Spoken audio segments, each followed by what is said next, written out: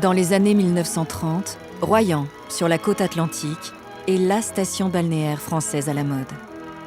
Au bain de mer du 19e siècle, introduit ici depuis l'Angleterre, a succédé la nouvelle passion des années folles, le bronzage.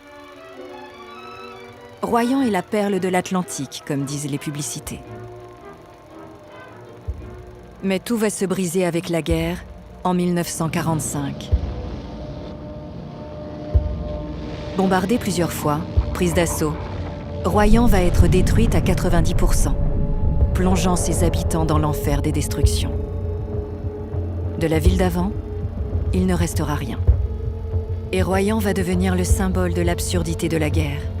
Une tragédie inutile, une histoire singulière de la fin de la Seconde Guerre mondiale.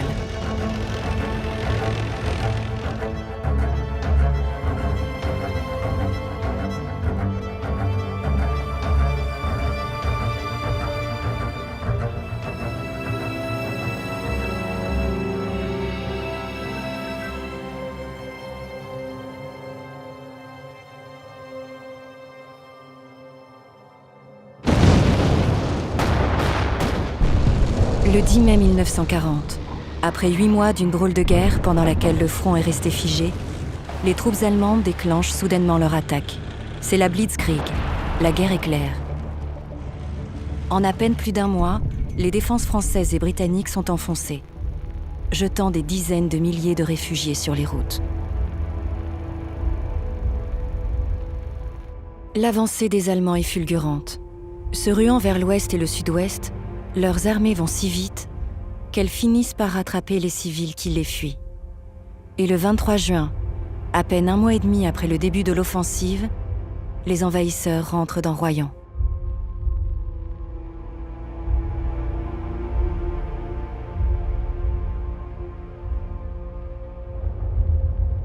En 1940, Monique Bertin habitait dans le centre de Royan, avec son père et sa mère. Elle avait 9 ans à l'époque.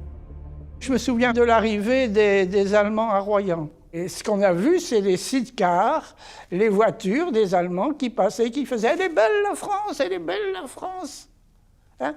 Et certaines personnes qui leur jetaient des fleurs, enfin bref, que je nommerai pas. Et c'était des Royannais, oui. On était des gamines. Et il y avait le chef cuisinier, je ne sais pas quoi, il nous donnait du chocolat. Petite, moi, il me disait, comment... petite chocolate, petite chocolate comme je suis brune. Et il nous donnait des bonbons. Arrivés à la maison, les autres qui avaient eu la guerre de 14, on avait des cuisinières au feu. Oh, ma mère jouait encore, elle ouvre, et tout ça dans le feu. Les Allemands prennent possession de la ville. Ils investissent les principaux bâtiments administratifs, réquisitionnent les grands hôtels et les villas. Les postes de défense de la ville sont aménagés en garnison. La côte et les plages sont mis sous surveillance. Éric Renoux est né à Royan.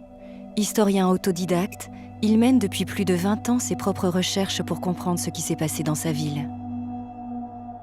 Les 2 premières années d'occupation sont plutôt dites balnéaires, avec en effet des compagnies qui sont plutôt en maillot de bain sur la plage. On retrouve énormément de photographies personnelles de chaque soldat qui sont à la plage avec l'aide de camp.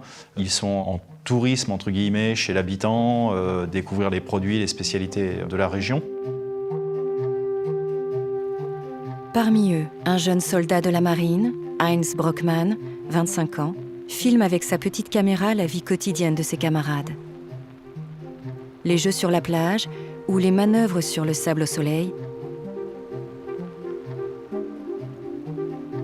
les activités les plus loufoques sous lesquelles perce à peine l'ennui d'une tranquille vie de garnison, loin de la maison et de la famille.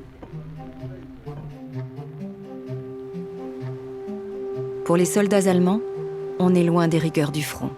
Mais, pour la population, c'est déjà une vie sous occupation nazie. Dans ma classe, il y avait 2 petites jumelles, les petites blocs, 2 petites juives. Et tous les jours, elles venaient à l'école en pleurant, en hurlant. Elles étaient avec leur mère, qui habitait rue des Écoles, nous on le savait, là. Et il fallait les... Et ça, je m'en rappellerai toute ma vie. Et un jour, on arrive à l'école, notre maîtresse nous dit « Mesdemoiselles, levez-vous, j'ai quelque chose à vous dire de grave. » dit « La famille Bloch a été arrêtée cette nuit par les Allemands. » Alors ça nous est... Ces petites qui hurlaient le matin quand elles arrivaient à l'école. On a laissé maman toute seule à la maison et tout. On les a embarquées en Allemagne. Et ça, c'était en 40.